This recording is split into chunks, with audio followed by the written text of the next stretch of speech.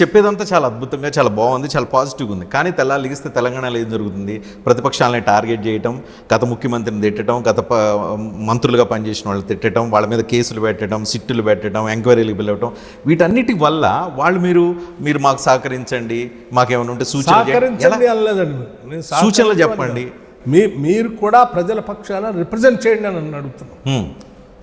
గవర్నమెంట్కి అపోజిషన్ కూడా ఎప్పటికప్పుడు రిప్రజెంట్ చేస్తూనే ఉండాలి పబ్లిక్ ఇష్యూస్ పైన.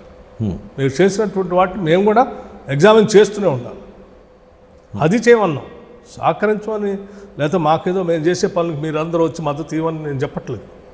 But at least you have to represent. మీరు తెలంగాణలో ఒక revenge politics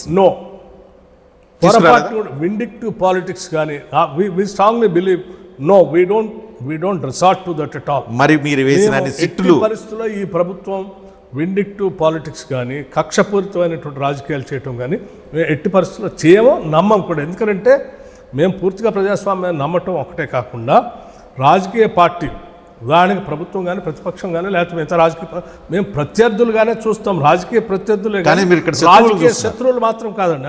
I'm making it very clear. We're not enemies. శత్రువులు వేరు, ప్రత్యర్థులు వేరు.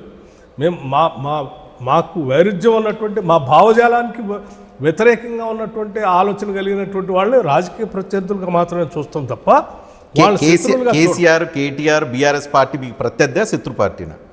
డెఫినెట్గా ప్రత్యర్థులే వాళ్ళు. మేము శత్రువులుగా ఎప్పుడు చూడలేదు. కానీ కేసులు పెట్టడం, సిట్టులు వేయటం, జైలుకు పంపిస్తామని అంటాం, రోజువారీ ఎంక్వైరీలతో వేధింపులు గురుతాం, లీగల్ నోటీసులు ఇచ్చుకోవటం, ఇవన్నీ జరుగుతున్నాయి కదా తెలంగాణ.